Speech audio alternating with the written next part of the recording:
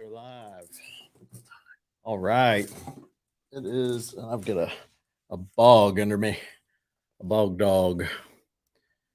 All right. So we are live with the Jacob Fouts, the Mikey Balzz, and the Hunter Bland.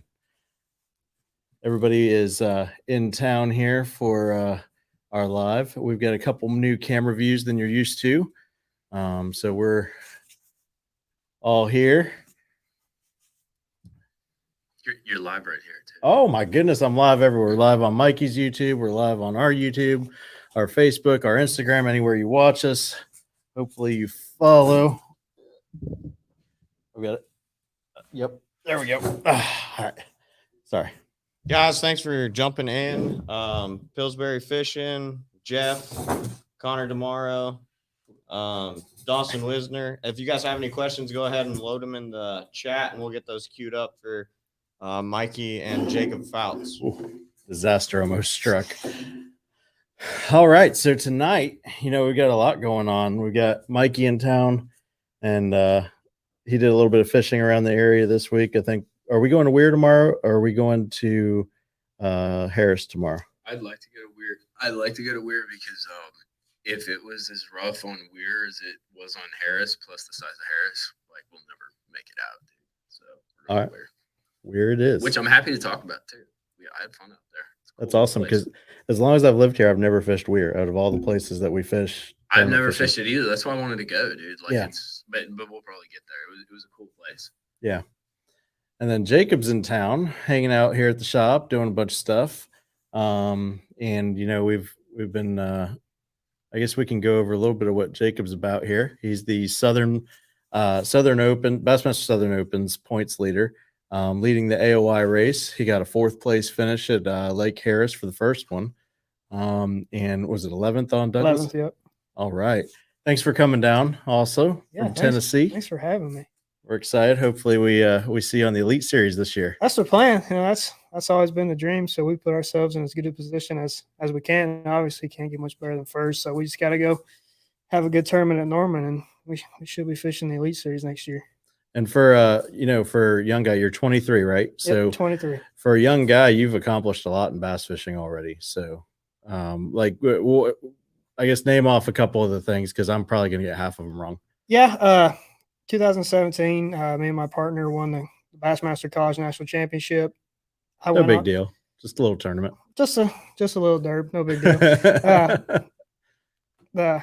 What they do is after the national championship, they take the top 4 boats and put them in a bracket. It's the Carhartt Bassmaster College Classic bracket, and you fish head to head against the other 7 guys, and the winner of that advances to the Bassmaster Classic and gets his entry fees paid into the Opens that year. And I was fortunate enough to win that year and make the Classic in 18. And, it's opened a lot of doors for me, college fishing in general, and just that experience getting to fish the Classic at 19 years old. It's something special for sure. And has definitely fueled the fire here the past few years to try to make it back and try to make the Elite Series. Now, Mikey wasn't here for this earlier, but you told me a little story about your first Classic. We're gonna call it your first Classic because you're probably gonna go again. So he was at the dock, Mikey, first morning, first day ever, the Bassmaster Classic, and Edwin Evers. We were talking about Edwin last night. Yes, we were. He was the first person to walk up to him in the morning. And what did Edwin say? How did that go down? So I was boat 22, and I believe Edwin was boat 23, and we were all lined up there on the dock, and there wasn't a whole lot of space. So he tied up his boat right next to mine, and asked if he could hop across my boat and get onto the dock, and hopped across. He kind of gave me the double tuck because I looked like I was about 11 at the time, and he goes, "Are you fishing the Classic?" I was like, "Yeah, I sure am." He says, "How old are you?" I'm 19, and he's like, "Man, you must be nervous." I didn't know what else to say. I was like, "No, not really. I mean, it's just a little 50 boat tournament. No big deal, right?" 50 boat tournament, Bassmaster Classic. Oh, I thought you said $50 tournament. 50 boat, no, just a little 50 boat tournament. That's good, but dude. It's the Bassmaster Classic. All right, so we looks like Hunter's got something going on for us over here. He's very intent in his.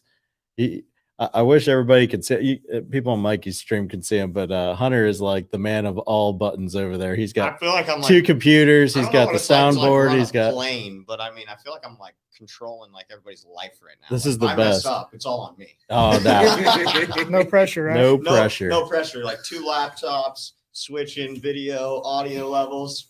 Just a little pressure. But thanks everybody for jumping on. We had a great question from Dawson Wisner already, our very own. He said, Mikey, what's one thing you wish you could tell yourself 10 years ago when you were fishing out of your 10 rig? That's actually a good question. I'm gonna say like the naughty thing, clickbait the hell out of YouTube. Put ads on your videos, because I never used to put ads on the videos, and that increases your play in the algorithm. And I thought it was like the internet, everything is free, everyone wants to learn. The other thing I think I wish I would have done is I wish I would have committed to it more. Like full send. I got to a point later on, I think we've talked about it, I shot like a 3-day video called Matted, and it was like, that's my greatest work in my eyes or whatever, because it was this huge compilation. It was like, it was a vlog before vlogs were cool kind of thing. And I wish I would have done more stuff like that, because I think representing that experience along with the learning, along with the process, I think is pretty cool. And that's literally what's happening on YouTube now. So I wish I would have just been more engaged, maybe 5 years younger or so. And it would have been cool, but it's still, dude, I'm in a really good place. So I cannot complain. And Jacob, he also wanted to know, what's your best advice for getting into guiding?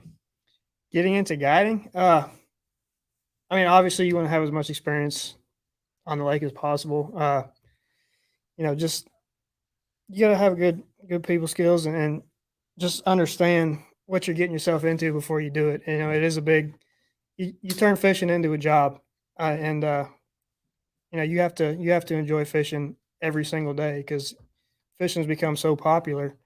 You have to enjoy it, obviously. And I mean, the biggest thing is just fish as much as possible before you do it, because it's a lot more stressful than people realize. And if you can't keep clients on fish, obviously your business is gonna falter. So obviously you want to put your fish as much as possible before you get yourself into it, and just learn as much as possible about fishing as you can. That's the biggest advice I can tell you. All great advice, gentlemen. Brad Powell, thanks for jumping in. Bob, Sean Blackston's in the house. Taylor, thank you, Johnny, and Mama Kendry. All She's right. in the house. Oh, she is one of our best followers. She makes sure that 100%. we are doing everything right, and our that biggest she's gonna supporter. make sure she's we're our fed biggest too, supporter and dude. our biggest critic. That's what makes us great. Absolutely. All right, so we've got, earlier this week. No, somebody just put in here, I find podcasts so boring. That's awesome, dude. Way to be real with it. Well, throw some questions on here. Yeah, Start make it fire, interesting. dude. Like Yeah. I'm watching. You guys throw some questions Yeah, out on the live absolutely. stream. So so this week you fished Harris first. Yeah, that was a disaster. That was a complete disaster, huh? Yeah. Well, it started off really cool. I went out with my buddy Frank Olivia. You guys can check him out on Instagram. I was telling my live stream about it. Yeah, super cool dude. Knows that lake like crazy. There's a ton of offshore fishing. Great place to go. In summer, it's definitely a little off right now. The fish aren't as deep as I'd like to see them. But basically, we sucked the morning. Frank caught like a 4-pounder, and then all of a sudden, about like 12:30, 1 o'clock, they started biting. Fish seemed to be up in the water column a little bit, and we started catching some fish, started catching some 2s, started catching some 3s, and what happened was, dude, is freaking, I don't know, it was probably 1:30. I let Frank go and idle some stuff, and I kind of just played hangout or whatever, and we turned the wheel, dude, and he gets this look on his face like, oh my God. And I see hydraulic fluid pouring down into his lap, dude. And so my steering went out. Thank God Frank was with me, because we were about, I don't know, like 2 or 3 miles from Hickory Point. And basically one of us sat in the back of the boat and steered the motor. We swapped up because it takes some effort to do it. So one steered the motor, the other hit the gas, and we idled / got on pad for like short, brief spurts. and got the boat in. But what really sucked, well, what was really cool is Frank hung out afterwards. He ran to freaking Ace True Value or whatever it is, got me the little nut to fix it. I fixed the steering in the parking lot, but the fish had started biting, dude. And that's the way it's been for me, whether it's down south around Sebring or up here. You hit like 1, 2 o'clock, and storm or no storm, they start biting later in the day. That's what it's been all about. Right.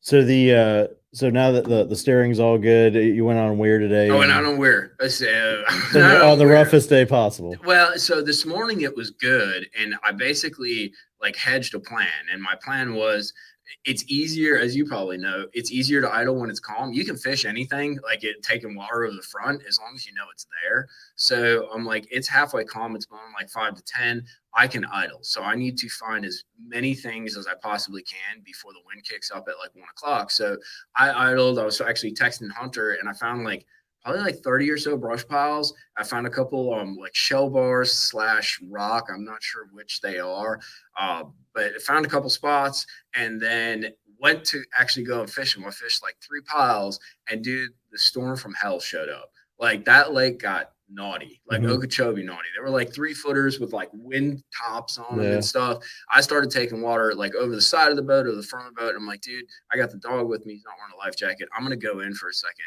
So I caught like 1 2-pounder off a pile while I was taking water over the front. So we go and we hang out at the boat ramp. I check the weather. It looks like it's going to pass in about like 30 minutes. And I'm like, dude, we got some time before the live stream. Let me jump back out there. So we ran back out after the storm cleared, went straight back to where we caught that 2-pounder, dicked around, caught like a 1-pounder. I'm like, that was fun. That was cool. I can see him on the active target swimming back and forth. I'm like, there's some fish down there. And I've been catching a lot of fish on a hair jig, and it's the stupidest deal. I think it's because the water's high and it gets cool and these fish suspend. So I pick up a hair jig and basically doink it over the pile. And I hit the pile and I'm like, crap, I'm hung, dude. And I pop it out and I'm like, sweet, it come out. And freaking a 7-pounder just annihilates it. My line went slack. I reeled down, and I only fished with 12-pound test on a hair jig. And dude, like, I'm just sitting there holding on for dear life. I choker jumped like 4 or 5 foot out of the water, landed the fish. I don't think I caught any more after that. And then another storm pushed on in. But it's cool because it lit a fire to get back out there. I know what they're on now, and I know what to look for, and I need to look for more of that. And that's part of the game. You know, you find a bunch of stuff, you sort of do your ABC testing, and then once you kind of find what you're looking for and what you need, you go find more of it, dude. Yeah, we were getting almost ready to see some of that stuff. We even got pictures sent to us of you idling around today. I saw that on Snapchat. I had 2 people text me along with you, Hunter, be like, "You've been spotted on Lake Weir," and I'm like, I can't go anywhere anymore, dude. Not at all. Not at all.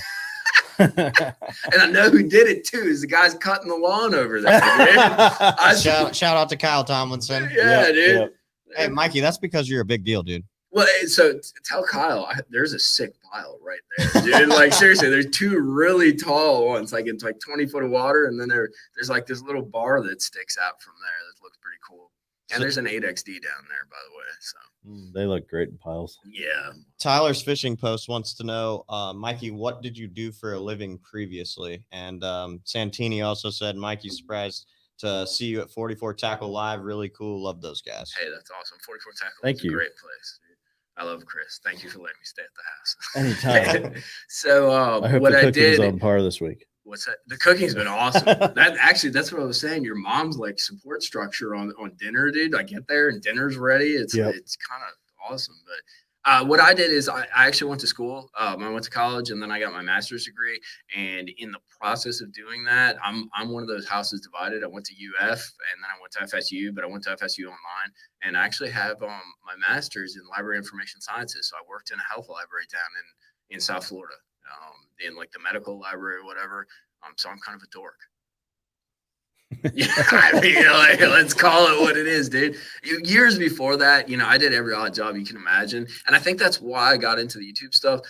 I'd cut lawns. I'd do landscaping. I sealed driveways down in Miami. Like I did all these things where I kind of worked independently, and all that made it a lot easier to sort of transition into kind of where I'm at now, doing some YouTube, doing some consulting, working from home. And It sort of was, it's interesting how little stages and structures in your life sort of build to something and you don't even know it's happening, and it happens organically.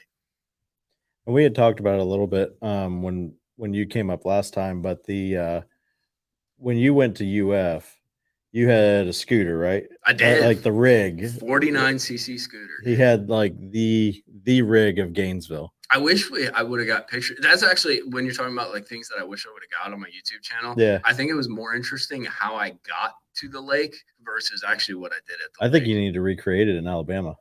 No, dude, I'd never make it up those hills. Dude, that hill on 441 when you go to La Calusa, I blew my scooter up on it when you cross over Payne's Prairie. Yeah. So like those hills I had a 12-volt battery at my feet. And like you do that with the trolling motor chain to the back, that's too much, dude. Yeah. You can't pull a trailer basically. So the what is on your list for things, Jacob, for Lake Norman as far as preparation goes right now, because that's an important tournament for you. Coming in, and it's a loaded question, I'm sure. But what is your focus going into Lake Norman right now, and what goes through your head, leading up to that tournament? Well, I mean, I think the biggest thing is just don't suck. But no, I'm not really going to try to change anything I've done all year, and I've had a good season. I've kind of got all my confidence back there from a few years ago. I kind of lost it there for a few years, and it's come back this year. But I'm not trying to look too far ahead. I know it's cliche to say I'm not trying to think about it, because obviously I am thinking about it, but you think about it too much, you're going to end up psyching yourself out. You're not going to fish free. So Yep. I'm not, I'm doing the typical stuff. You're looking at the maps a little bit, looking at Google Earth, stuff like that. I don't typically pre-practice. I don't like to get a whole bunch of preconceived notions before I go there. Yeah. I've learned you seem to fish a whole lot better if you just kind of show up and fish rather than getting a bunch of preconceived notions and stuff like that. So I'm going to do what I've done all year, show up 4 days before the tournament, practice those 4 days and go fish. I'm not going to try to get Have you fished Norman before? I've been to Norman. I was at Norman, I guess it would have been May of 2018. Mhm. Fished an open there. I fished that open also as a co-angler. Yeah, I had a rough experience. Norman's a different monster for someone that's never been there. It's nothing but docks pretty much the whole way around the lake. So Docks and shoals. It's a lot like the first time you come to Florida, you get here and there's nothing but grass. You're just kind of overwhelmed. It's the same thing there. You see docks and it's just like, okay, where do I start? How do I? Right. How do you break it down? How do you break it down? Exactly. It's just one of those things you just gotta. That's one of the things, do you think that makes it easier for you this time around that you've gotten that out of the way though? As far as like now you've been there once, you've already, gone through the paces, and now starting out, you're starting what was your, let's say, day 7 there last time is now, your first day. You've already got all that under your belt. So now you know what not to do from last time to improve this time. Yeah, like I said, I mean, it's totally different.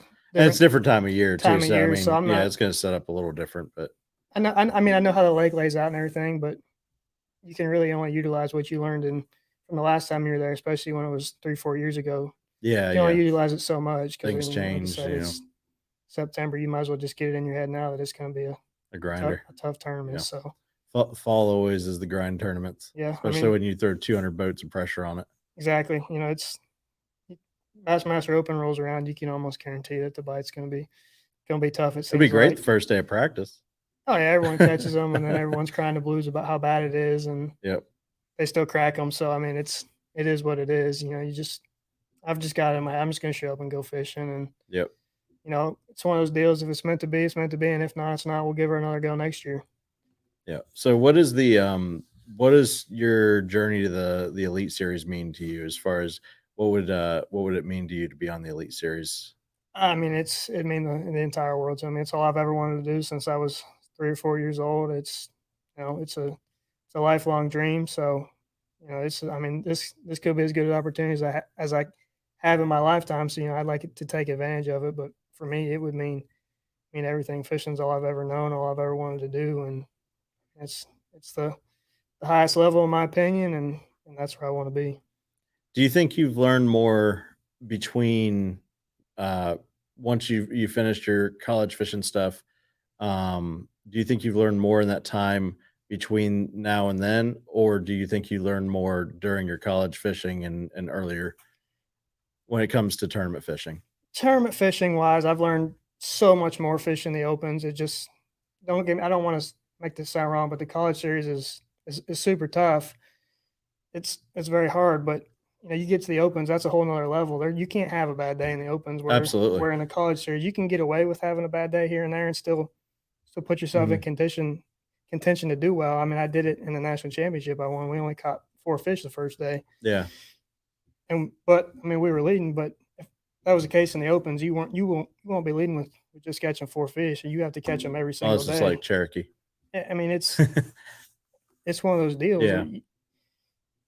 My first year on the opens in 2018, most of the time I got my teeth kicked in. There's no way around it. I fished all 8 that year and Yeah. got my teeth kicked in. But that year I learned so much more than I had in my first year of college fishing. I mean, so much more. I learned what not to do, and just you got to make those mistakes. I wasn't getting that with college fishing because I was getting away with making the mistakes in the opens. You can't get away with making those Right. mistakes. Yeah, I look back at some of the fish that I've lost throughout those tournaments, and it's like that one fish changed like 20 to 50 places sometimes of where you would have ended up had you not had that one fish. And you missed one fish here, one fish there, whatnot, or don't fill a limit one day or something like that. It'll cost you way more than even a club tournament or a BFL or something like that. In the opens, you lose a 5-pounder. That's depending on where you are. That can be 50, 60, 70 points. And that's the Exactly. difference between the elite series and not. So, I mean, it's Yeah. one of those things Absolutely. you either learn real quick or you get left behind. For sure. For sure. So your support system going through, who would you say is your biggest supporters when it comes to, fishing in general, fishing the opens and all that stuff? I mean, obviously, it's my family's been my biggest support. My mom and dad, my grandma and grandpa Olstrom, my grandma and grandpa Fouts. I'll never be able to repay them for everything they've done to me to give me every opportunity to be successful. So, I mean, family will always be my biggest supporter. Yep. Absolutely. Yeah, that's that foundation, is always the most important part with any kind of career path like this, especially, if it's what you want to do to be a career fisherman, you have to have somebody that's gonna be there the whole time to, pick you up when you're not feeling great and after you get your teeth kicked in once or twice and even with the good times too. So And obviously, as you move along and meet new people, you get friends like all you guys, Hunter, Chris. Everything you guys have done for me the past couple of years have made it far less stressful for me. So, I mean, as you go along, you meet people and friends. I mean, family and friends. At the end of the day, that's your biggest support system. yep, yeah, and in this industry, it's a big industry, but it's a very, very small industry as far as I mean, just in the last couple of days, we've been talking about stuff, and you know, the amount of people that you network with actually makes it a very, very small. It's like the 5 degrees of separation thing. Ask a person, you'll find out all the information you need to know. I mean, essentially, it's one big fishing family is all it is. For sure, at the end of yeah. the day. Yep, we talk about it all the time, at the weigh-ins, everybody that's there once weigh-in happens, everybody's asking questions. Nobody there's no hurt feelings, whatever. It's just, it's fishing. Everybody cares how everybody did, and they're worried how everybody did too. But then and we've talked about it before, but since we're live, Mikey, tournament fishing. Why has that not been in your future lately? You want me to be like harsh and naughty or what?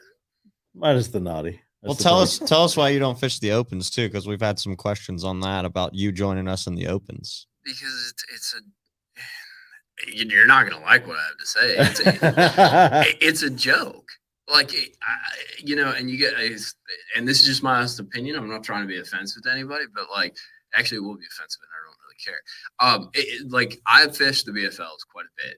And the cost versus let's put it this way. If you're not fishing these for fun and you're not doing it completely out of the joy and passion, maybe you want to be competitive. If you're fishing this for money, it's a freaking racket, dude.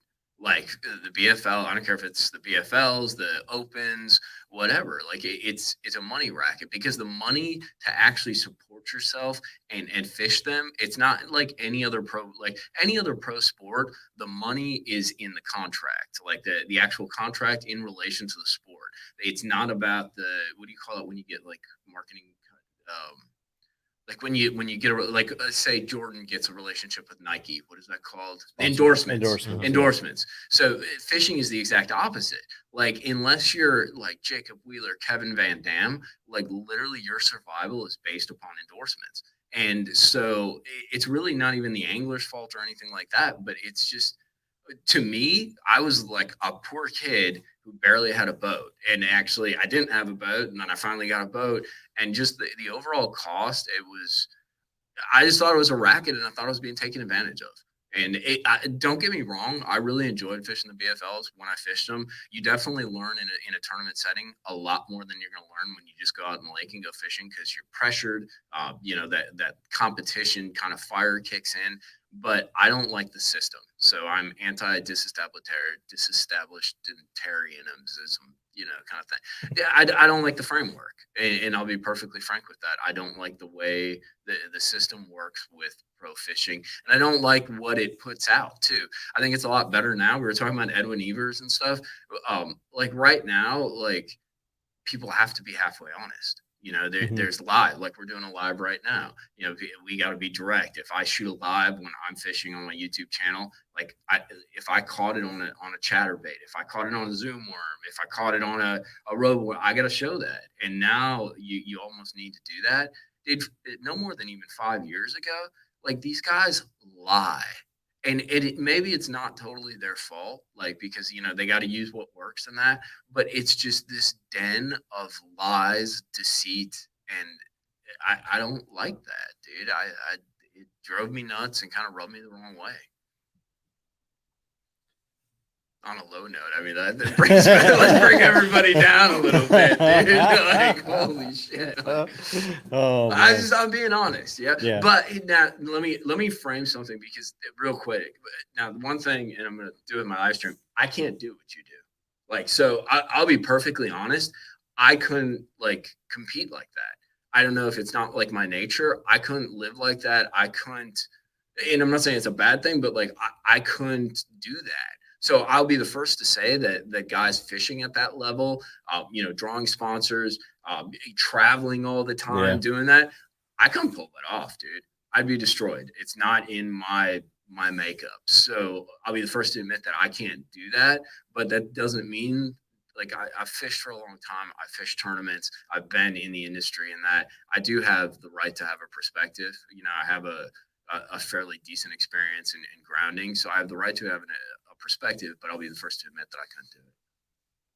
Yeah, I mean, it's not for everybody either. But the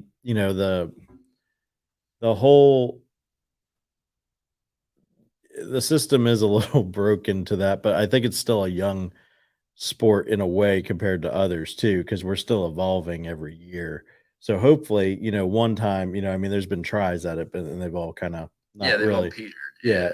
But one of these days, hopefully one of those will stick, like you've got like PGA and stuff like that, something similar to the PGA, where there's some sort of, players, where they have that, you get your pro card and you got to go through school and all that stuff to actually, be that professional. Yeah, but I think that's a joke though too. Like Tyler's real, no, not Tyler's Real Fishing. Who's the other one? Tyler's Fishing Post. He's on live right now too. No, not Tyler's Fishing Post. The one, is it Tyler's Real Fishing that keeps big on YouTube? Yeah. Like, so he made some TikTok thing about like, the pros. He's going on this tangent about the spinning rod and the frog, which is great. Like, that's cool, whatever.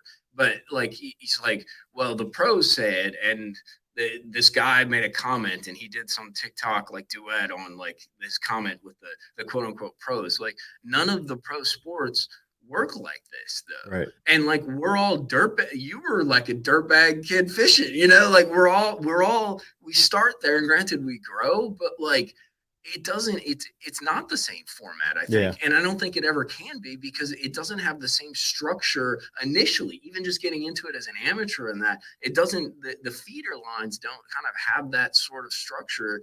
And I don't think it can, because a 50-year-old can fish the same derbies, you know, like Right. it doesn't, the formatting isn't there from the ground up, because it is such an open sport, which is the best part about it. Yep. So I don't think it can sort of weed itself out. It'll Right. definitely improve, but like, I don't know. Cause you see it now too. Like, you know, you chose the Elite Series, right? But I mean, you got the NPFL, you have MLF, which was FLW, but was MLF. Like, you see this divergence. You have YouTube fishing, which Yeah. is not competitive, but it's its own little genre. Mhm. Like, you have all this divergent sort of content and like competition going on. And that's because the demand's there. Yeah. You know, so like there's something else happening, and it's trying to sort of like form its own little thing. But in the process of forming its own little thing, it's not like fixing one thing, it's sort of diverging out. I mean, I don't know. Right. Right. Yeah, bro. I hear you. I don't know. We got It's- Mikey triggered in like yeah, but it's a one lot more sentence. dynamic, dude. Well, I got a thing for that. Like, it's just, Yeah. because dude, my dream back in the day was to fish that. I actually, way back before they ever did Circuit Breaker, I'm like, dude, you know, it'd be really, really cool. And you know, this is like hipster shit, you know, like, bro, if I went on the Bass Opens and like brought a camera with me and captured the experience. 1 year later, like Circuit Breaker, and there's like 20 guys on YouTube doing it. But like, I don't know, like I thought that'd be really cool, but then I just see the money thing, and it's just such a, you got all these support structures, and if you didn't have them, let's be honest, would you be? Yeah, I want to put that. You would be there, No, dude. absolutely not. You know, Yeah, it's- dude. So like, and blessed for opportunity, 100%. Like, you take what you can get and you freaking run with it. Yeah. But like, how many guys are fishing locally or like in Tennessee on Chick or something like that? There are hammers. Oh, everywhere. You know what I mean? Everywhere. Like down in Okeechobee, I know a few of them, Everywhere. dude. And like, if they had the shot, now granted, it's about taking the shot. Yeah. Don't get me wrong. Like, you got to take a risk to do that. You're sacrificing a bunch of stuff to do that. But at the same time, like, if you're really evaluating skill level, kind of like Tyler was implying, dude, there's freaking hundreds Well, of and guys that there's you a fish, ton of like, fishing people tour. too that, you know, that even fish the opens that are super skilled, absolute local hammers and stuff like that. But they, you know, the thing that it brings to the table that's a little different than just, you know, fishing a, you know, club tournament or BFL is, you know, you've got, like we were just talking about, you know, if you mess up, you mess up. And the guys that are fishing, you know, if you're not prepared for that field mentally, to fish in that field with those guys, and also fish in a field where you do have guys that are trying to jump in on your stuff. You have guys that are, Yep. you know, getting to your stuff before you do. You've got to have plan A through Z to get through your day in a tournament. 100%. Those guys aren't always ready for that to go in, and you're never going to see their true potential because I totally those guys agree. are, you know, in their home lake. I could name 100 guys that probably, you know, at their home lake are one of the best fishermen in the world. But until if they don't have that competitive spirit that they're ready to, you know, throw down with these guys, you're never going to see their true potential, even if they did take a shot. I agree 100%. And I think that's why a lot of people I'll throw also this edge. All right, go I think that's why a lot of people also that are hammers like that get the funding to do it. Like, let's say they didn't have the funding and they Right. get some friends that are like, you really need to give it a shot. Here's the money, go for it. right. That you see do it for a year or two and back out of it because of that exact part, that there's more to it than just catching fish once you get there too. I agree. And that kind of comes back to the same thing. Like, the structure's kind of effed up. Yeah. Like, I'm on a ledge because I don't think these guys should be paid by FLW or MLF or Bass or anything like that. But at the same time, the way the sport, I don't want to say polluted, but the way it's biased and sort of reframed, like the narrative is sort of driven by the endorsement stuff, is Right. also kind of problematic. So there's like no good solution. But what I was just going to say though, like, so I look at my YouTube content and it's the same thing. Like, Mhm. I'm not saying like I'm a competitive angler in that, but like, dude, there's people who shoot video and they have no concept of like how many times I need to try this or frame this or like Right. try to get a day when I can, you know, so like every every aspect of fishing, whether it's the YouTube stuff, whether it's the competitive stuff, has these sort of secondary dynamics that make it hard and impossible for some people to do and make other people successful because they're able to deal with it. I don't think that changes, though, my critique of the professional. Right. You know what I mean? Like, well, and that's same, critical things that you could say about somebody on, that's doing a YouTube deal too.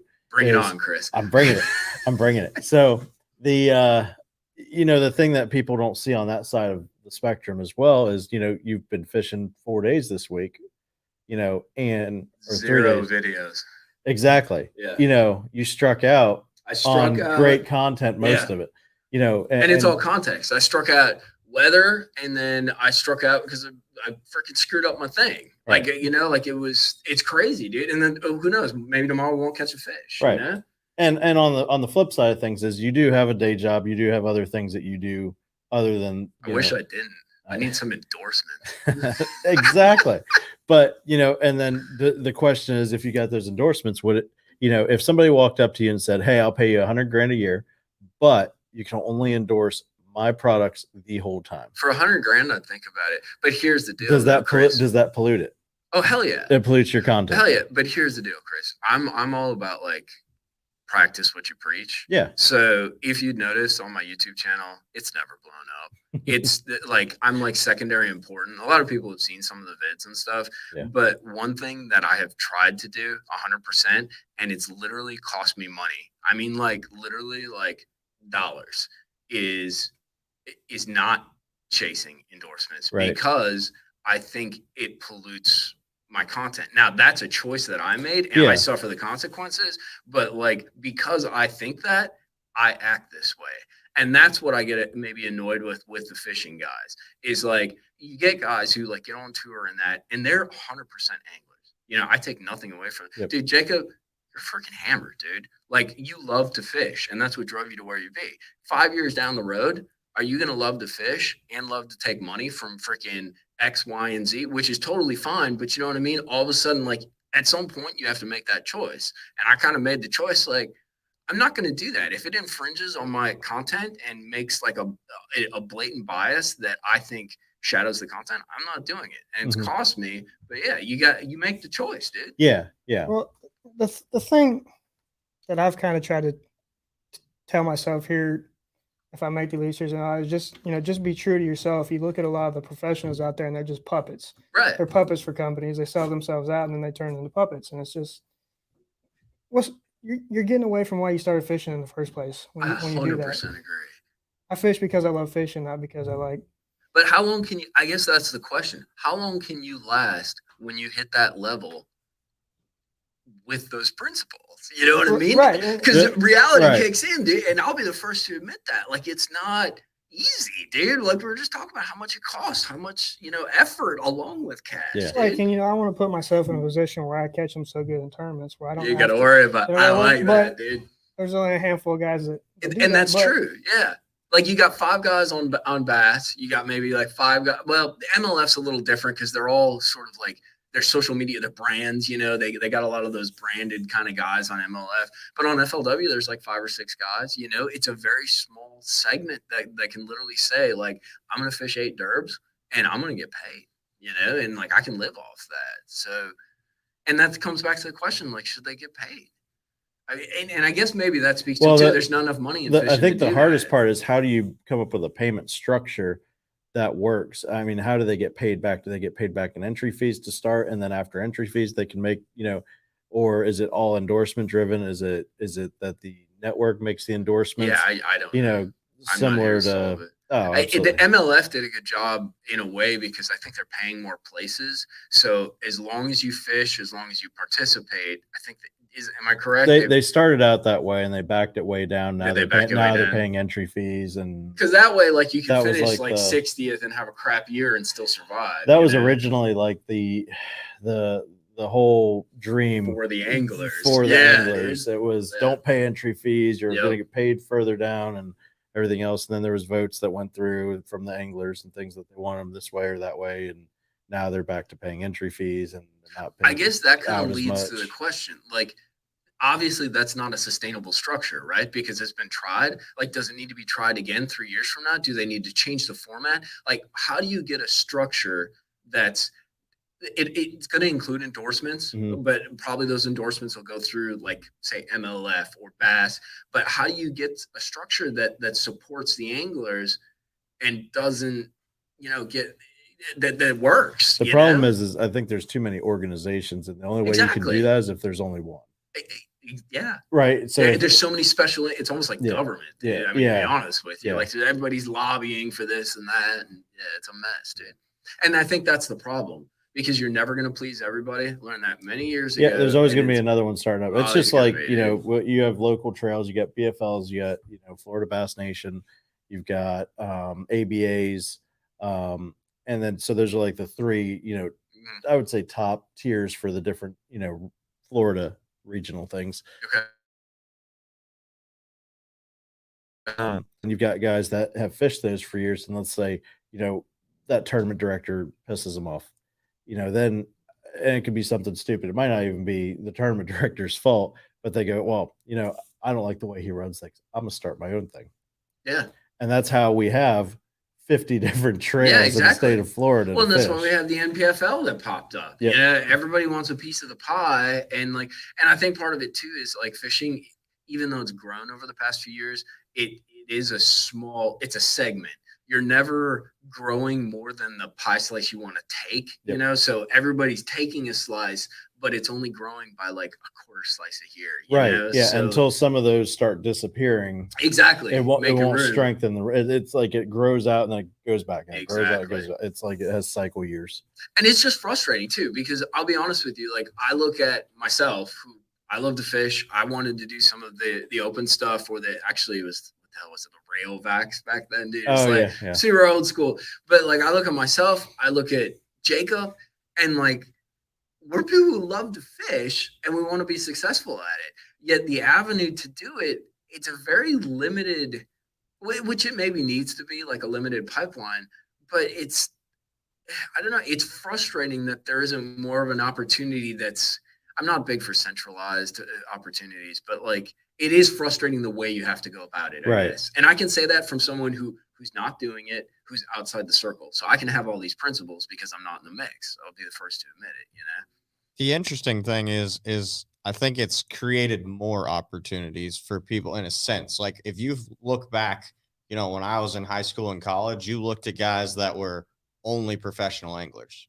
right? Like that's how they made their living. Now you've seen YouTube come into play. You've seen guys start creating content, but they're fishing the opens. You've seen guys like Kicking Their Bass TV partner with Luz and create his own rod lineup, where it used to be it was just professional fishermen, and that's where people were getting their content and learning how to fish. But there's so few of those opportunities.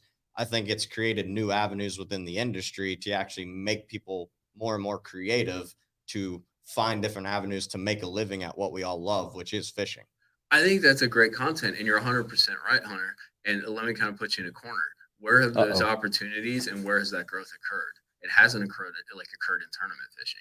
Like, they've added content, they've added different ways they present it. It's happened outside of tournament fishing Exactly, because of the dude. fact that tournament fishing is so small, but it's happened in different ways in tournament fishing. So like you've seen guys in the opens that I think have started their own YouTube stuff and gotten contract deals and stuff like that to where they're, because once you get to that high level, now you could have a $5,000 deal in the opens and you're making your own YouTube series like the Shire, Hunter did with 24/7 and stuff. But then you get to the elite series and now your operating expenses are $60,000, $70,000 a year. So now you've got to figure out how to pay for that. Right, but is it a chicken or the egg thing? Like, That's a great question. what came first? Did they fish the derbs and then they're like, I need money? Like, I know some of these, we mentioned Edwin Evers. Like, hey, Edwin, I actually met him years ago at Bass Pro. He was the nicest dude ever. But he's on YouTube to make money, dude. Like, he's being helpful to other anglers, but a lot of these guys that are getting on YouTube, they want to make money. I have no problem with that, but, like, they're coming over because they see dollar signs, dude, because the growth opportunity that's occurred has occurred on the website, on the social media side. That's where the endorsements are being filtered through impressions on social media, not through impressions, because Bass, MLF, they're going to get X amount of impressions, dude.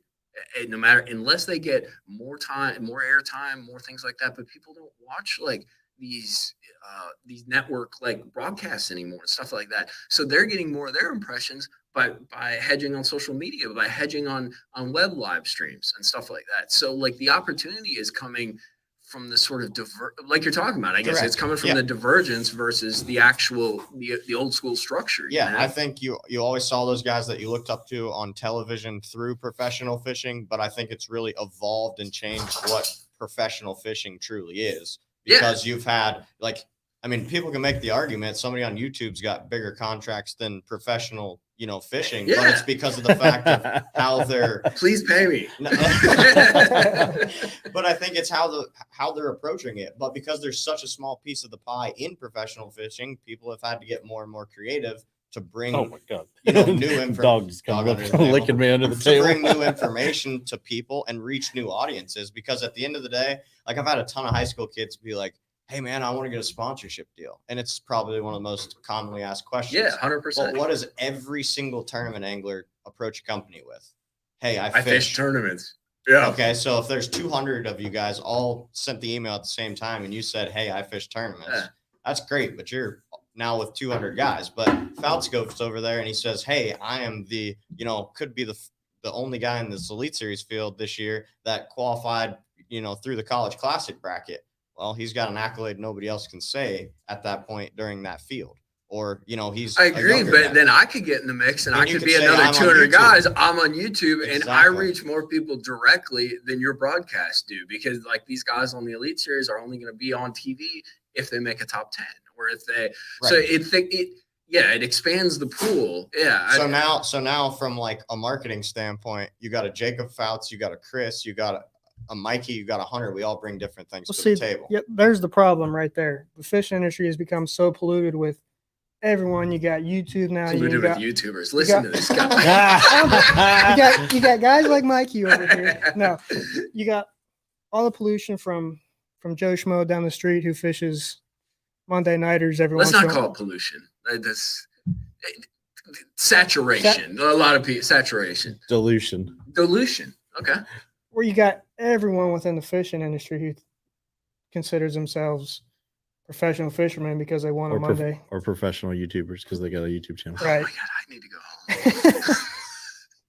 And there's only so I'm much, just trying to relate it to him. and there's only so much money to go around. That's why it's gotten That's the so trick. tough. So it's not only there was a finite amount of funds, and now it's spread even thinner. It's like a crappy peanut butter and jelly Exactly. sandwich, dude. Well, Like that's- you try to like take the end of the freaking jar and spread it over like 4 sandwiches, and it's Add mayonnaise garbage. to it.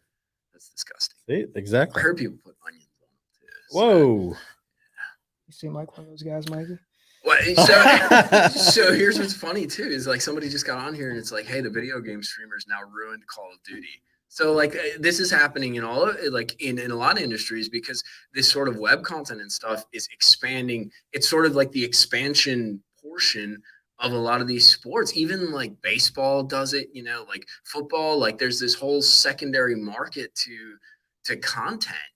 People demand content and it's just spreading the thing out. I don't know where it's going to go. That's kind of the fun part. I was in early with it and I just thought it was cool that I could post videos and like share my experience. And like, that's where I was innovative and that's not innovative anymore. So now I'm just me shooting videos and stuff, but the direction things are going, I don't know. It's interesting to me. We had a comment on Instagram from Jeff. He said, without tournament fishing, the fishing industry wouldn't be what it has become: boats, motors, electronics, baits, rods, reels. And then he said 44 tackle when a big tournament is won. Do you see sales spike in that certain bait? Hell yeah. It depends. It depends on who it is, what the tournament is, and I think it depends on how new that item is sometimes. And it almost seems like it can't be something that's so outlandish. Like a That- duck. Yeah, that would be a tough sell. Try to stick that in my I don't know what you're talking about, man. Duck sells. That's why we didn't have any. Yeah, right. No, I think that with certain things, it's so weird too, because there's no rhyme or reason sometimes. Sometimes we can get to the point where, it could be something as simple as, Saturday morning TV sells more product than an Elite Series win. It just depends on, it's not so much the product that's used, it's how important the way it was used or how innovative or how big of a change it was. So St. Lawrence, a lot of people drop shot, a lot of people Ned rig, a lot of people drag jigs. But, Taco Ito won on a Nico rig. So that's a little different that you don't see as much in the headlines. So now people are going to start buying some weights. They're going to start buying other Nico rig things. They might buy the bait that there'd be that manufacturer is going to see a spike in sales, but I don't know that our store would, because one, we probably don't carry that exact bait. If it was down in Harris, they would. If it was, So it's like regional too. Yeah, regional makes a play. Yeah. So for us, when the Harris chain tournaments come to town, it's a player sometimes, but it's usually the same stuff that wins at the Harris chain. Yeah, Florida's we don't have anything crazy. Like maybe a certain color will come to play. I'll throw some the Megabass. Okay, 2 years ago, yeah, you wouldn't have had a exactly. Megabass in the store, dude. For sure, Yeah. for sure. And actually, 2 years ago, I regretted not having a Megabass in the store because I had people that, once again, sponsored by other companies, calling me on the phone on a regular basis saying, "Hey, you're a local store. Do you have Megabass? Do you have all the other good tournament tackle? Do you have Megabass?" I'm like, and in my head, it's like, how do we make that investment and how do we take that leap for a $25 jerk bait? Because and we've talked about it before. When let's say you got Megabass colors, there's like 5 colors that you can go buy that are probably good for almost everybody. Right. You got Wakasagi, you got the blackback silver side one, the King Kura, which is like a golden shiner kind of deal, and then a couple other odds and ends like sexy shad and stuff like that. But the guy that is going to buy 10 of those and 10 of those, so that you get $250 in baits to one person, is the guy that's got the odd color that he's only got one of, and he bought at some store across the country. Yeah, and he's going to want those. And then that's going to be the difference of selling a lot of baits, specifically on a knee-jerk reaction. If everybody's got that one bait in their box already, I think they're going to keep throwing it because they've already got it. So now that Megabass is so popular, almost everybody that fishes on the pro series or any of the tournament series or anything like that, a lot of those guys that are even in the lower level already have that in their boat. A lot of them. But, if they've already got it in their boat, are they going to go out and, buy another one? No, they're going to go throw that one. And if they lose it or if they break it or they whatever, knock the paint off of it, they're going to go get another one. But I don't know that we see a knee-jerk reaction to the sales on that one bait if it's a popular bait already. So but you see peaks and crests. I see how you're framing it. So right. you saw a peak when it happened. So the last time something happened, it would be like a spy bait. Somebody went on a spy bait. Okay. This was like a year or two ago. I can't remember which tournament it was to save my life, but somebody went on a spy bait. Did you hear that? Dude, that wasn't me. That was the dog. All right. And then he walks away. Yeah, Mikey. I swear to God. He's been over there the whole time. No, dude, that was the dog. He does it. He did that on the boat today, dude. What did you feed him? He stayed with Dawson. He stayed with Dawson. Dawson could have fed him things. Did Dawson give you treats? If Dawson's watching, what'd you feed Bog? So I gotta tell my live stream this real quick. So Bog has this terrible behavior. He does a naughty and he walks away because he's afraid of his own farts, I guess. So little sidebar. Sorry. Back to the real content. But with the spy bait thing, that's not something that gets used in Florida a lot. Right. So for us, that was a big deal when that happened, and I almost got caught with my pants down on that one because it luckily I watched that show and we were getting ready to go somewhere. I think we were going to Champlain or something like that. And so I was like, oh, well, that'll work up there. I'm going to buy them anyways because the guys that are going, even if we don't sell them off of this rush, And so what we do when we see a win like that is we'll buy 6 of each or something like that, throw it on the shelf and give it a try.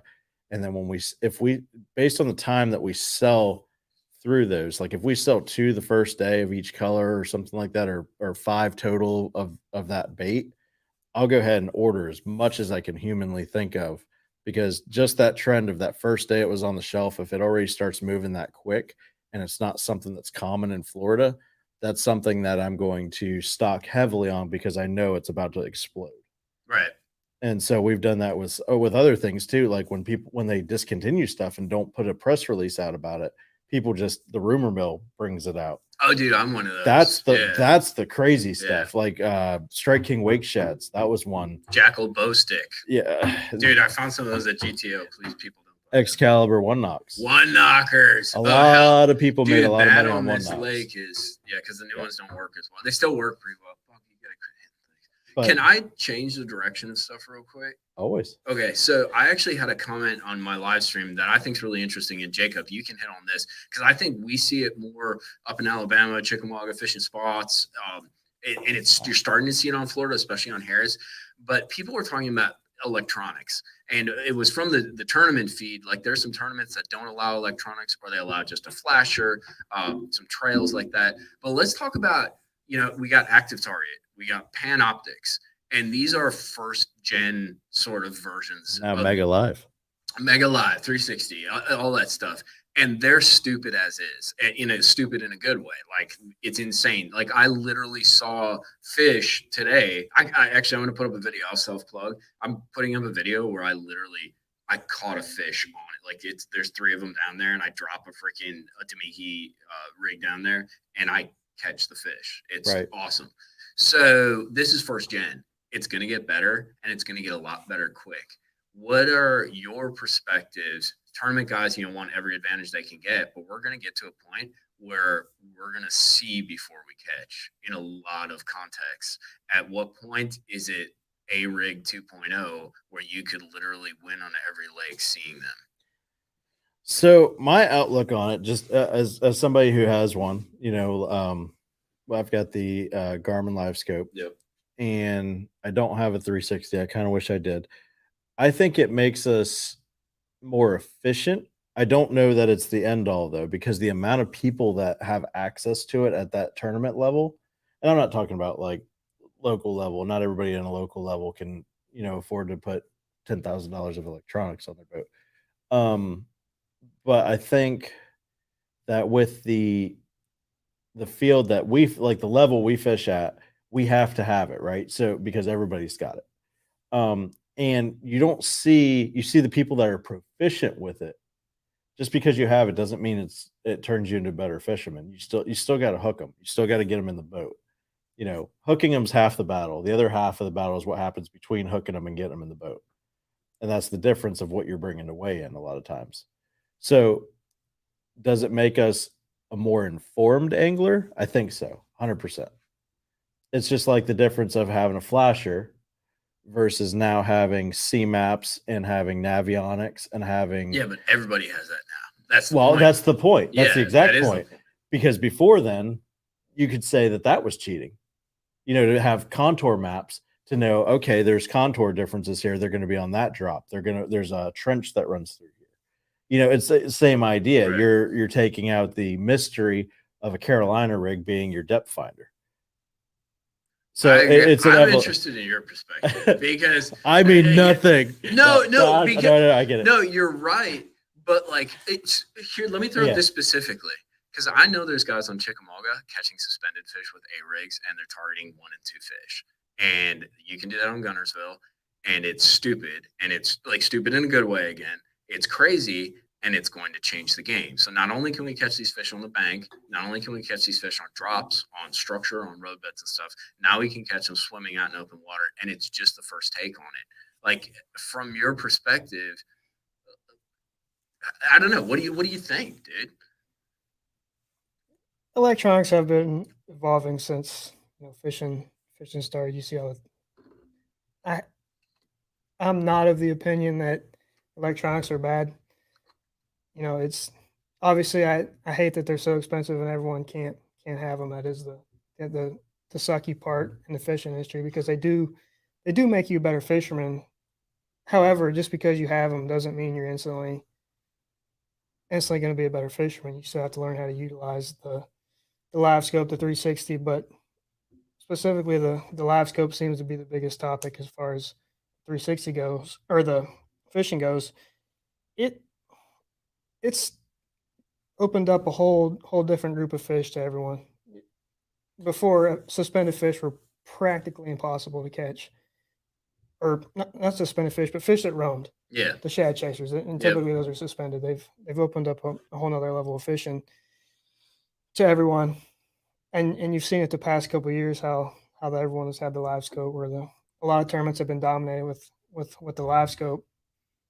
But I think that's because the fish haven't been pressured nearly as hard. You saw it with the A rig when it first came out; they'd never seen it before, and they annihilated it. Well, I think you're going to see the same thing happen with the roaming and suspended fish. The more and more people that get the live scope and learn how to use it, I think you're only going to see it be such a big player in the fishing industry, in the sport of competitive bass fishing for a few years, just because those fish are gonna learn. Just like, I mean, you've seen it with the deep fish. When 5, 6, 7, even just 5, 6, 7 years ago, they were still pretty virginal, dude. You find them, if you found them, throw your plug down there, hit the bottom one, got it. Yeah. And I mean, it's after about 2 weeks of them being out there and everyone's taking their hot lap through them. I guess what I'm wondering is this: how do I frame this? So right now, I think we can all say at this table there are no secrets to an extent. Maybe there's one here and there, but there are no secrets. When we talk about this technology, it's not the honey hole anymore. There aren't honey holes. Yeah. And if there is a honey hole, you know exactly what it looks like with 360 or with your graph. Yeah. So as this technology improves, it's going to get better. And whether you're seeing the fish or whether you're seeing where the fish are in the context of how they're set up, we're going to know more about that and see more about that. Like, at what point is it, I don't know if you'd say not fishing, but like, is it just, there's no secrets. Like, there's no, you know, everything. It's all interactive, you know, like you have every perspective, you have every POV kind of like perspective of what's going on. Like, it sort of takes the fishing out of fishing to an extent, and it becomes like a technology oriented game.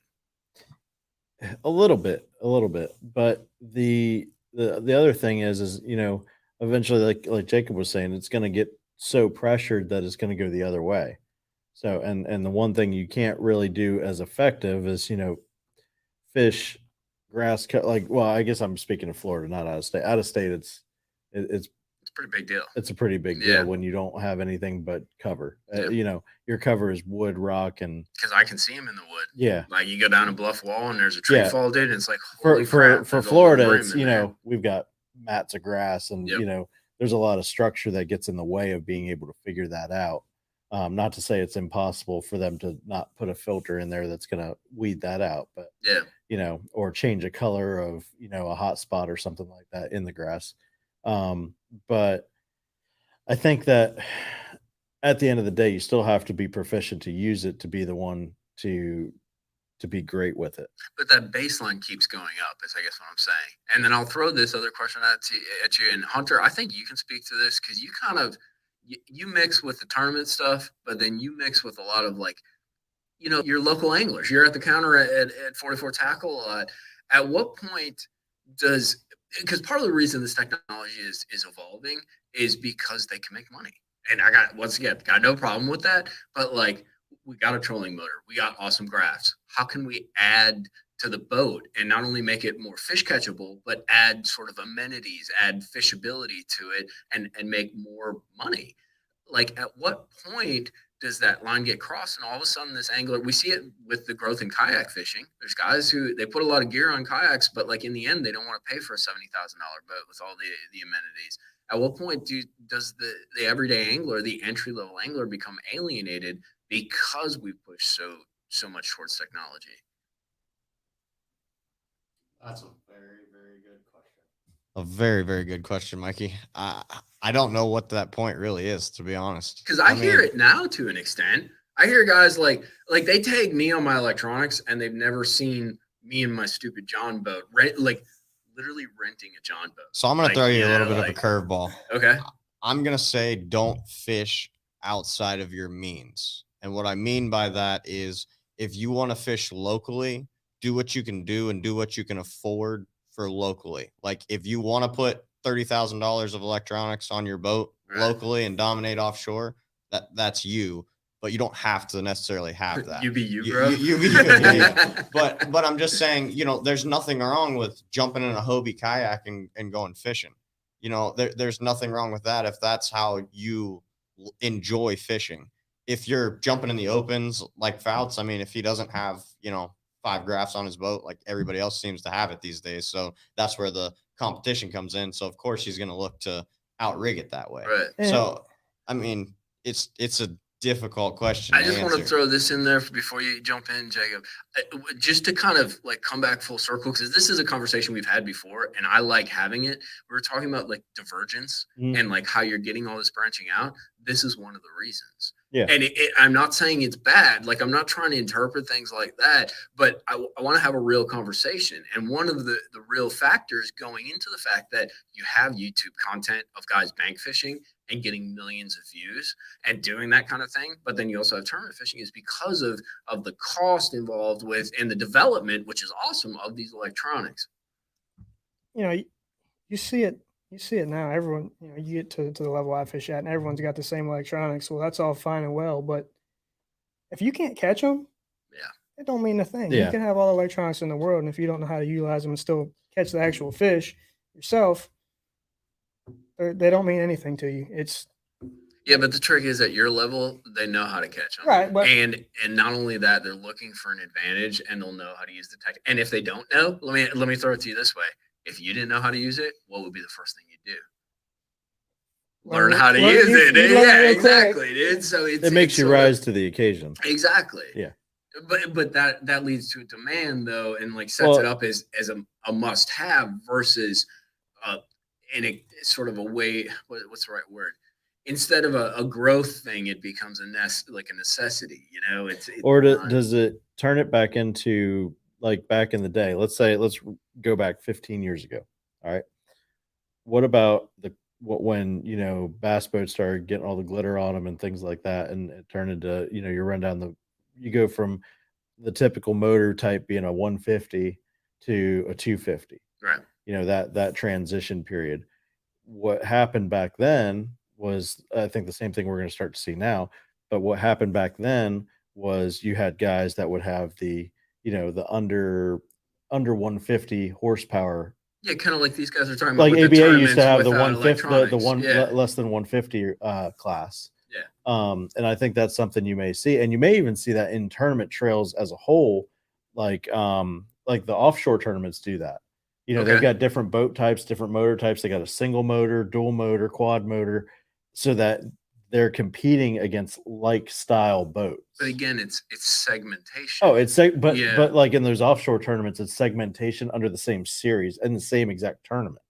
But so they'll all leave at the same time. Branches it out. But for people that want and those people that want it's more choices. It's more choices, but you don't have to make a whole new organization to do it, is what I'm saying. But those do form up though, just like we were talking about. For sure. Like some guys don't want to fish X and Y derby because of certain rules. You're never going to stop it. It's no different than products in the market. It's growth in products in the market. I agree with that. I guess if there was only one car made in the world, we'd all be driving it. But because that's going to happen, we're all going to have to drive Tesla. The way shit's going. Anyways, but you want to talk about threatening fishing? Electric trucks. That'll be. Electric boats are coming back everywhere. Yeah, but that's the thing though too. Yeah, I guess like 90 mile an hour bass boats on all electric motors soon.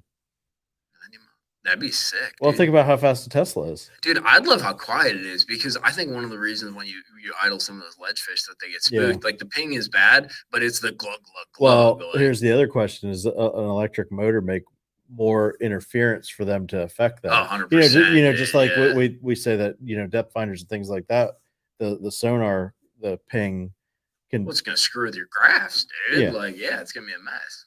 God, the world's ending. I quit fishing. This live stream is the end of Mikey Balzz fishing. Oh boy, we're gonna get hate mail now. No. I think it's a cool thing to talk about, and I don't think it gets talked about in a very direct way. literally 4 total different perspectives here. Hunter, like you're sort of an ambassador, you know, for Yamaha, for boater safety. You fish college fishing, you fish competitively, you work at a tackle store. Chris, you own a tackle store. I'm a bum and I try to shoot YouTube videos, dude. People call me a bum because my hair is long, but whatever. And then you got like an up and coming angler who's like, you fish college fishing, you want to fish at the highest level. Like, it's interesting to have these conversations realistically, because in the end, like, we're going to be the ones that decide how like things work and what gets focused on, what doesn't, what gets forgotten.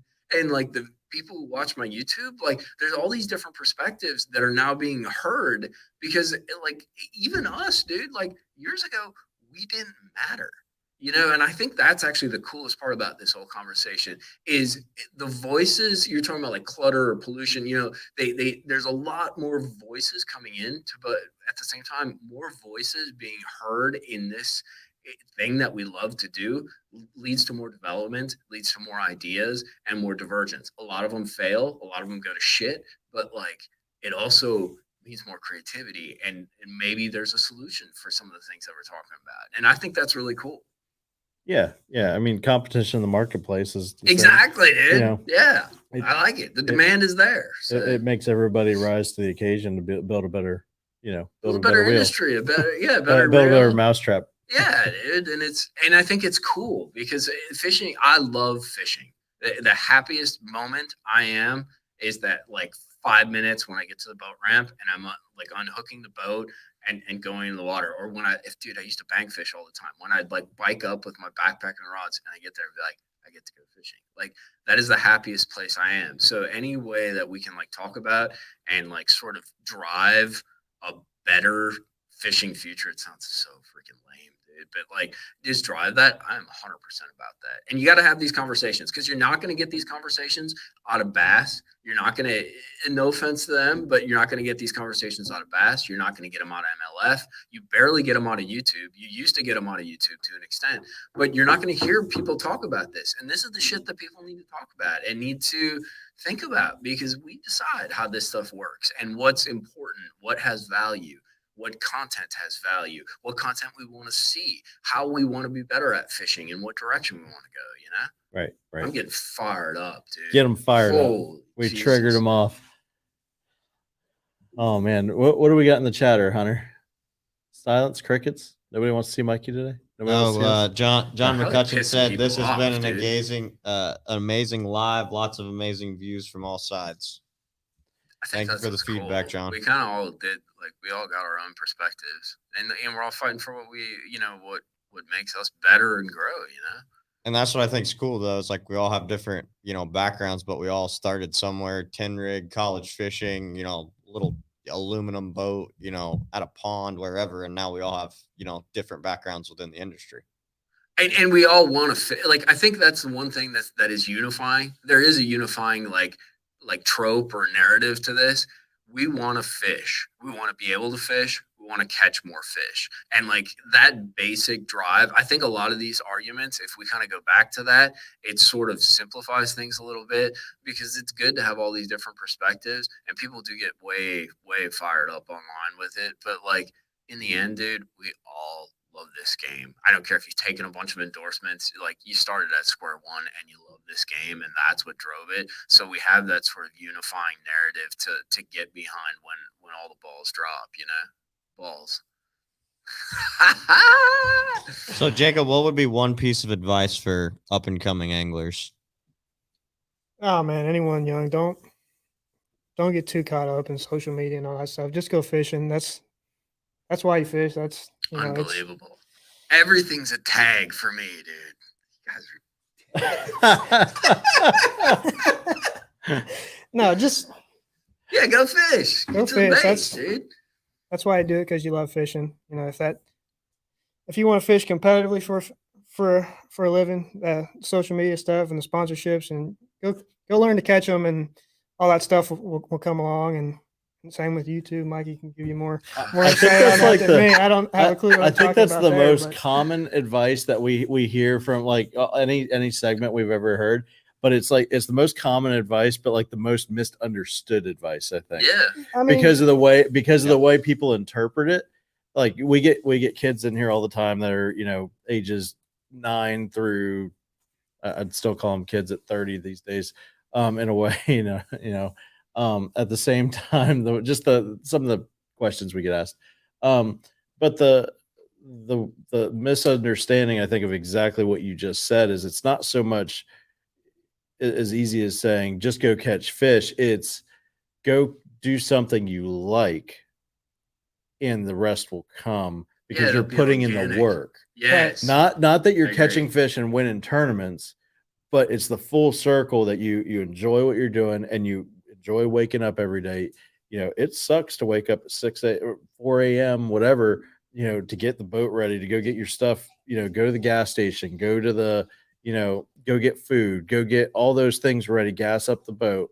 And then you get to go to the water, and then you find out, you know, it's blowing 30 But- at the But, lake, I and mean, it's that's part of raining, the- and it's all that That's part of stuff. the experience. That's part of the It's fun. exactly it. That's why you do But it. It's you the know what? unknown of what the day holds. The guy that went out there, you know, and skipped that day of practice and then complains that he didn't catch him well enough because the guy that went out there and practice fished the same conditions the tournament was, you know, that guy liked to fish because he wouldn't be out there in that crap weather Oh, yeah. if he didn't like to fish.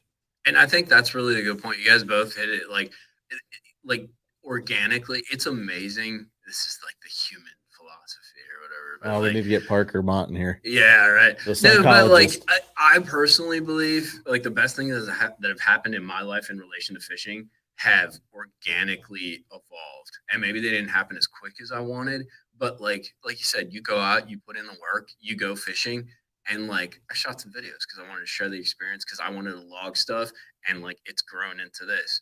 You did college. Jesus, I'm throwing stuff everywhere. Yeah, you did college fishing. You fished the opens, and you've made choices and you've pushed yourself, but like you organically kind of let that path kind of open, and now you see the opportunity of fishing like the Elite Series, and you're gonna grab at it, dude. But it's sort of you put in the work, you laid down the infrastructure, whether it was gonna happen or not, you don't know. But freaking, it's happening, you know, and you do that work, and it's amazing what'll happen if you put your. God, this is so stupid motivational. It's amazing what'll happen if you put your mind to it. Don't follow that. Very cliche. Yeah, very cliche. Mikey dude. caught himself giving motivational I'm advice is what fired, happened dude. there. I am fired. It's going against everything he's for. Yeah, I got a good question for my life. Do we have time? Absolutely. Okay. So somebody just said, and this is as long as we're ruffling feathers, dude. Let's ruffle some feathers. Oh boy. What about tournament guys fishing on the weekend? So you guys usually do 2 days before, or in the Elite Series, it's 2 days before the weekend, and then you get the weekend if you make the cut. So you got a weekend derby out there. So you got guys, especially on a place like Chick or something like that. There's spots, there's community holes. That's just the reality of it. What happens? What's the protocol in your mind when it comes to a weekend angler versus say like an open event or an Elite Series event angler on the weekends? I mean, they have every right to be out there just as much as we do. Obviously, there's a little bit more on the line for us, but they are just as entitled to be out there as we are. So, I mean, it's.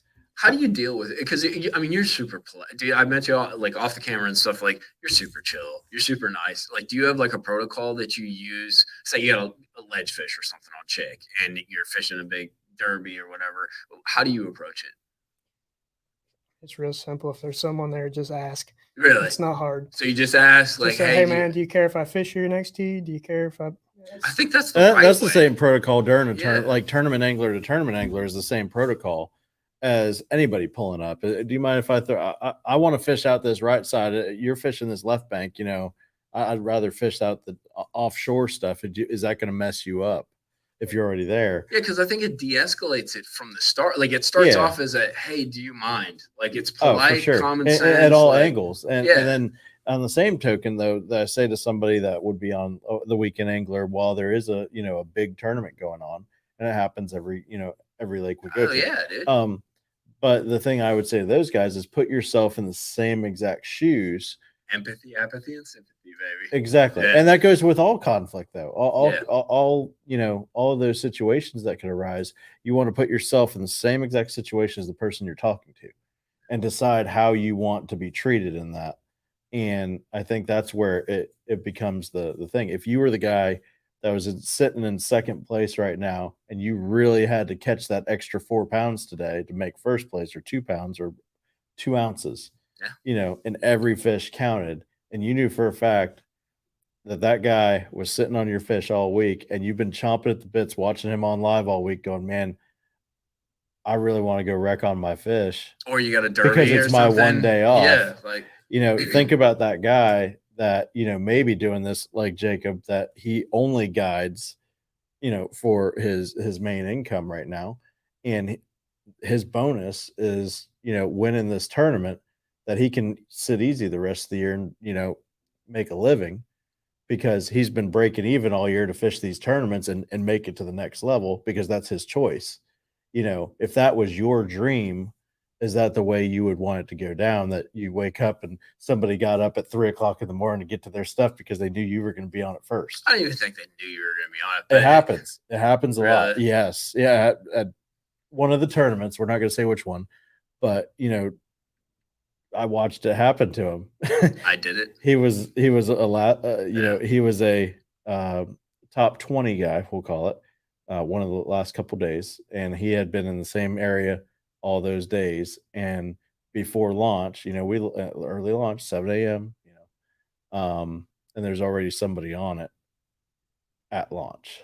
I think though that's where it comes to, Jacob, you're 100% right. Like a little common politeness, and there's going to be those guys that are douches about it, that just like but like, I think common politeness goes a long just way. like on the one MLF episode, there's a local, on one of those deals that was out there, and I can't remember who it was. I think it was Anthony Gagliardi. Oh, I saw that. And he's like, why don't you get a real job? Yeah, that got I feel like that's that's his opinion, good is that fishing isn't a real job, but today's world, it's a real job.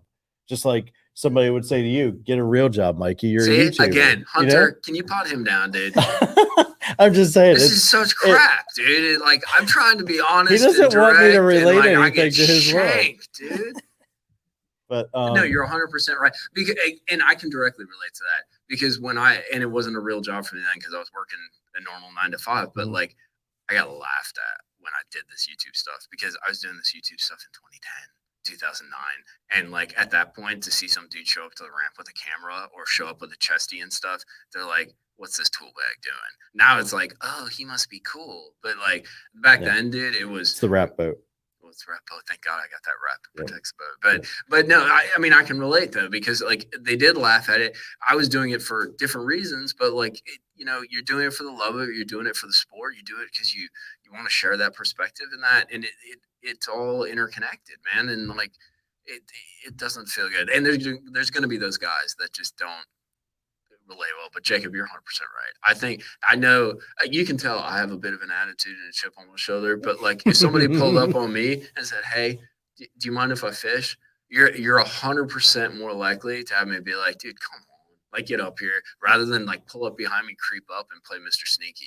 Yeah, and I've been in situations on the water where I've been in arguments with people, and looking back, I'm like, you know what, on my part, that was totally stupid and rude and unpolite of me. I shouldn't have done that. And as I've gotten older and matured, I'm just like, just ask. It's really simple. Yeah, dude.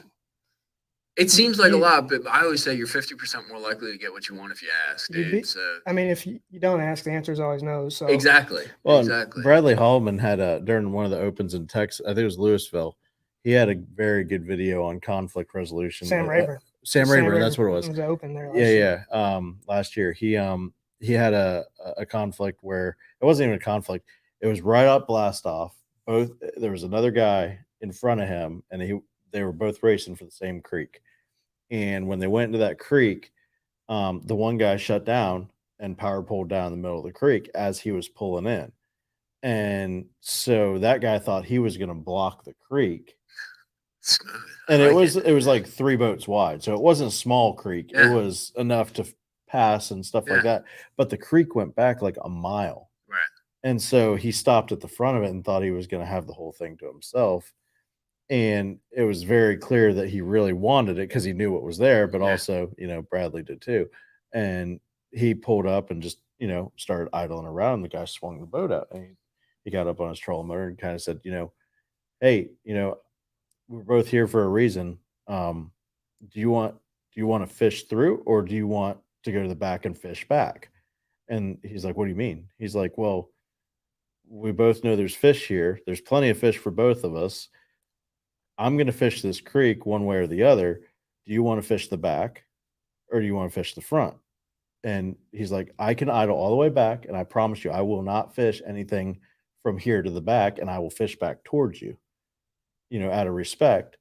Or I can let you have this thing, and you go do the same, and I'll start here, and we'll meet in the middle somewhere. And I guess they decided that he'd let him go all the way through. That's pretty cool. So, and that was their resolution. The whole thing was caught on GoPro, and That's pretty cool. and whatever. And he kind of walked everybody through that kind of stuff, and that's how it should go down. Is there shouldn't be screaming, there shouldn't be boats bumping, there shouldn't be people getting mad. And Yeah, but that's what YouTube wants, bro. That's I what know. TikTok wants. Well, I think YouTube wanted that video too, because that was conflict resolution. It was a happy ending. Yeah. I mean, Well, it was a resolution. I don't know if it was a happy ending, but yeah, it showed it was the right way right. to do it. It was yeah. It's sportsmanlike conduct. Sportsman. I like it. But so as far as tackle selection goes, we'll pivot. We're gonna tone it down a little bit. Pivot All right. to what some of our followers will want to hear about. Since you've been back in Florida for the last Not telling. couple weeks. Not telling. Fouts will tell us. I mean, there ain't nothing to it. Anyways, since you've been back here, your tackle selection when you've gone to some of these lakes around here. I fished offshore 100%. Okay. What I've found is I'll throw a big secret out there because it won't change anything because like Jacob was saying, you still got to catch them, and it's hard to catch them. When it rains like this in late summer and you get continual storms, it screws up the offshore bite. And the fish suspend more, and there's one of two reasons, or maybe it's both, that it happens that I assume in my fishing analysis. One, it cools the surface temp and the fish rise towards that, or two, because the surface temp is cool, it raises the bait, and then the bait follow it up. So they still use some of the structures. It's not nearly as good as it is in like early to midsummer, but they're up in the water. And the water rises. That's the other thing. Right. So as we know, when the water rises, fish usually rise. Usually they'll go to the bank, but when they're situated offshore, they're kind of like set up for the year, and they tend to just rise. Makes them hard to catch. But what I've done is, if you go back on the YouTube channel, I call it like an 11-4 drop shotting. So basically, like, it's a bait that's a little up in the water column. I could not catch fish on a jig this year. I caught a few, but like last year, I could not throw any other bait, like dragging through brush piles, dragging across shell bars. Nico rig last year was super hot. This year, I didn't catch dick on the Nico rig. Hair jig, scrounger, riding it up. What are some? Oh, and then I did a really, I thought was a really cool video. You know how you, like up north, we swim at Kitech in fall, like on a ball head for spots and that. Basically, I was swimming a Ned in the same way. So I take it was a JT Kenny Nichols Ned, put a little Gambler Fat Ace on it, and I would swim it ever so slightly, 8-pound test, 14-pound braid on a little medium action rod. And basically you swim it super slow. You like give it like 6 or 7 cranks, like whoa, whoa, whoa. And then instead of slacklining it, you just let it glide and pendulum down, and they were smoking it. But everything was up in the water column, and you'd either catch them during the continual reel or on those pendulum downs. And that was my trick. Even today, going out to Weir, that 7-pounder that I caught was on a hair jig. So it was off the structure, it bounced off of it, but it was still up in the water column. So something interesting I just learned about this last 2 years. Do you think, like, let's say the water temp here in Florida at, let's say, 1 o'clock in the afternoon is anywhere between 87 and 90 degrees in a lot of areas, or 85 to 90 degrees. Okay. Right around now.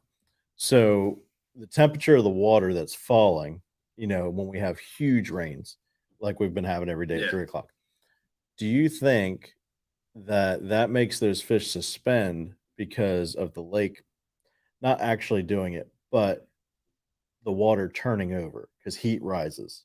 So if the water is, let's say 90 degrees and the water coming down is 60 degrees Mhm. or 70 degrees, whatever, do you think that that water starts to swap even just because it's a small amount? It's not like up north when it goes to, 30 degrees or whatever, but do you think it starts to cool down and start swapping and the fish are coming up because the temperature that they're in down there starts to cool down and they start rising to the temperature they've been in the whole time? Yeah, that's kind. I guess that kind of frames up like the framing that I said. The other thing, yeah. So yes, it does something stupid and screw stuff up, and it literally has to do with the rain. The other thing that I've noticed that happens is on lakes that have what do you call them? Like domestic, like homes and stuff like Mhm. that. So you got lawns and all that garbage. Like Harris is a good example. There's houses on the Fertilizers, lake. runoffs, all that stuff. That's the trick. So there's separation to those water temps. Mhm. And what ends up happening is say you get like an inch or two of rain or something, you get these big rains or continual rains. It creates this surface water, and the surface water can have all this garbage in it. It's all low oxygenated water. It's low too. oxygenated, but as it cooks, you get like it's not an algae bloom on the surface, but like that top water layer, like I got a lake down in Sebring, it turns red, dude. Yeah. In like Tannic. dude, in like 10 minutes. Yeah, it's tannins. Crazy. Yep. It rains in the afternoon and it goes from green, beautiful, like semi-stained, like TVA clear to that joker turns red on the top. Yep. I don't know if it's red 5 feet down, 8 feet down. All I know is the fish don't bite when it happens. Yep. And I can see it, dude. Like you can literally see the water turn. So something happens when we get those rains. The rising water, I think, is a big player, especially when the rains are continual, because those fish know it's happening, but they don't want to go to the grass because the water is 85, 89 degrees. But the bait moves up too, though. You can go and aisle run Weir, and freaking, dude, all that bait's up.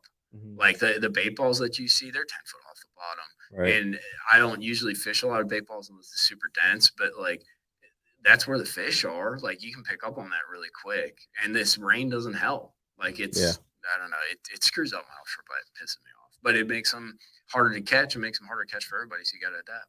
Right. Vernon Kemp wants to know, Jacob and Mikey, what's your 100% go-to bait? Yeah, I'll put you. Yeah. I think, day in and day out, if I could only throw one every day, 365 days a year, it's a jig for me. What kind of jig? 1/2 ounce Santone. It's an M series jig. I tie my own skirts, so color varies based on water conditions. Usually some shade of green pumpkin.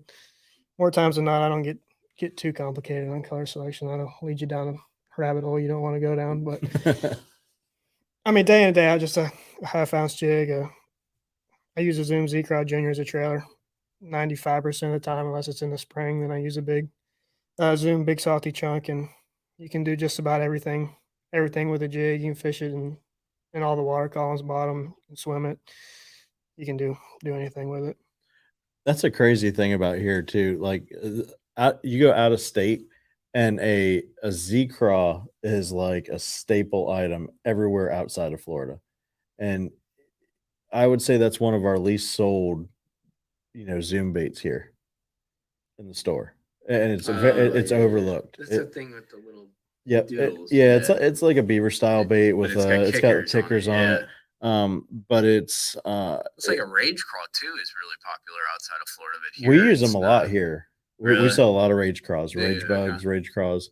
But for whatever reason, the Z-Craw is just not a fast mover here, and everywhere out of the state of Florida, it won't stay on a shelf. Well, it does a bunch of things too, like Z-Craw and Z-Craw Junior. They're missing out because it's such a versatile bait. You can fish it by itself. You can use it as a trailer on. Yeah, and we stock both of them, and they just don't. They're not one of those things that just jumps off. I hope so. Maybe they will. Everybody needs to try them out. How about you, Mike? I'm a lot less dimensional. Day in and day out, I suck during the winter. I love fishing a trap during the winter. But you start getting in the summer, you still catch them on it, but it's just not as good. Down in Florida, you can catch them year round on a trap pretty good. But I love that Ned, and that's just the past couple of years. I've done so many funky things with it, from like this year, the swimming it thing, and then I used it to fish vertically for fish, or not even vertically, but like 5 to 10 foot out. I'd see them on the active target, and I could literally pitch almost like smallmouth fish and pitch that thing out and just shake it to them. I just do a lot of funky stuff with it, and every time I think I've done everything I can with the net, I figure out some other dumb thing that doesn't make any sense because it's not a very dynamic bait. You know, like it's not, you put a freaking fat ace on the back, or I put that burner crawl on the back and you drag it pretty much, but like swimming it, stuff like I've even fished it like a spoon, dude. Like I've stroked that thing and popped it up and freaking caught them. Like but yeah, in winter, it's not a big play unless it warms up pretty good because that soft plastic stuff doesn't go over too well. Fouts, you throw Ned rig at all? Do you really want to hear my opinion on Ned rig? Oh dear. Yes, I like please. fire. Please. Yeah, I'm gonna keep it PG. I love it. I just feel like less of a man when I have to throw one. Oh Unless it's Is it because you catch them on it? no, I just think it's just so. It is needle dicking, It's, dude. yeah, it is. that's a nice way to put it. Well, but I mean, it is funky though because, dude, you literally like you can cast it or you kind of like with it all of it. It's it is. Unless you're fishing it for smallmouth, and then I'll gladly throw it. But Or on Lake Norman? for unfortunately, everything that bites? it's probably my number one bait I put on for clients. But that's actually maybe that's the point, dude. It catches a bunch, but like it does catch bigs too. That's what's kind of like. It definitely, it's a fish catcher, no doubt. It Just dude. not my favorite thing in the world. I love it. Outside of a tournament, if I got to throw a Ned rig, I'm probably not going to catch them. Really? Really? I'm just not going to throw it. No confidence. Let me ask you this then. Like, what finesse fishing is a more general topic? Okay, you don't like I that don't. stuff. I'll pick up a drop shot, Right. no problem, or a shaky head or an eco, anything like that. I don't know what. I guess I feel like less of a man. I guess I don't know what it is. That hurts. He doesn't like little pieces Not- of plastic. I mean, I'm not trying to take a shot at you. Well, see, I'm comfortable with myself, so like when I pick up that little. What I'm trying to say. Oh boy. Yeah, Well, that Mikey makes uses sense. uses the big Ned rig I do too. use the big, but I use the small one too. I mean, dude, when the smallmouth spawn on Pickwick, like you can't beat that thing. Yeah. Like you sit there. I've never fished as slow as I've fished in my life at the dam, but we caught them like for like 4 days straight with a million boats around us, and it's a window thing. You know, it's when they're Yeah. spawning. But you sit there and like we were saying, like you needle dick it. It's not brainiac fishing. It's dead sticking basically, you know, and but you miss the thing that I found, like, because I actually tried to catch them on a jig and maybe like Texas rigging, like a little like cut down stick bait, and that you miss so many fish during the spawn, the smallmouth, the way they nip at it and that, and you're basically blind fishing them anyways. The only way that I could actually close the deal on them was like a net or like an eco rig, pretty much like some kind of open hook presentation that's very like if there's a pull, you pull back and the deal's closed kind of thing. But I don't know. I love that net, dude. I love Nico rig fishing too. I wish you could fish a Nico rig more.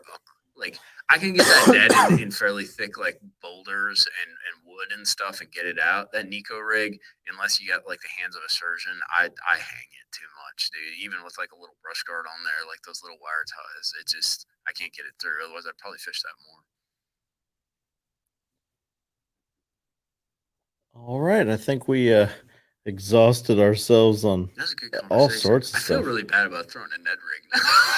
Wow. Sorry, I mean, I didn't. I don't know. You know, it's funny you say that with your clients and stuff. That I've become very reliant on it, and I think it's actually a shortfall because it is easy to get bites. It's easy to test water, and then you almost get stuck doing it. Whereas you probably should pick up a jig. You should pick up something else that maybe you might not get as many bites, but you're going to get the right bite. And maybe that's kind of the mentality where I need to kind of up my game, dude.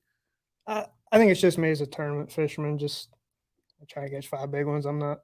Yeah. Obviously, when I'm with clients, I want them to catch as many as possible, and more times than not, they're plenty happy with 3 and 4 pounders. Oh, hell yeah. 6 or 7. I'm happy with that, dude. Even 2 pounders, and I've seen a bunch. Just this, I haven't really thrown it a whole lot until this summer, where you pull up on a school and you throw a plug, and then you throw a jig or a worm, and it's like you're fishing in a ghost town. You pick up a net, and it's a cast. Yeah.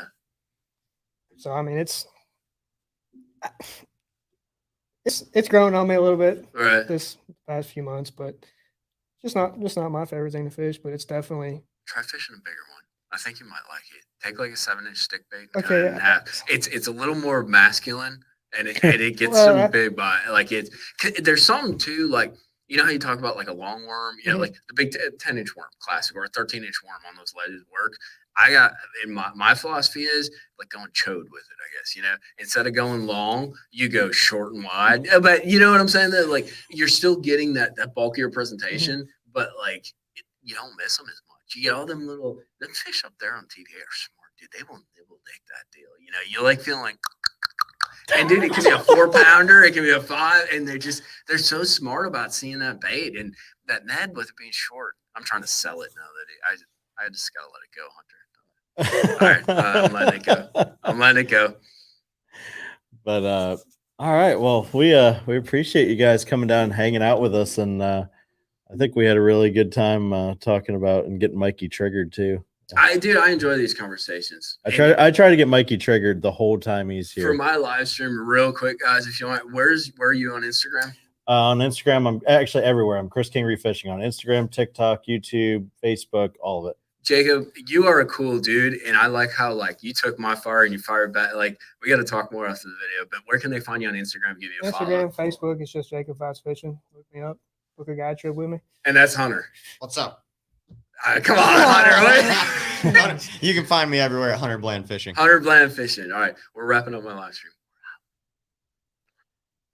And then as for us, as always, 44tackle.com. We have free shipping for all orders over $35. And once again, you just heard everybody's social media. Mikey I think, Balzz Fishing. And if you don't know Mikey, go check Mikey out. Fishing. I know he's still trying this YouTube thing out. He's getting pretty good at it, but go give him a follow. Hey, if somebody wants to fund my YouTube, I will travel all over, catch a bunch of fish, give up everything I know, and I'll bojangle other people's spots and tell you about them. So be careful, that thing happens these days.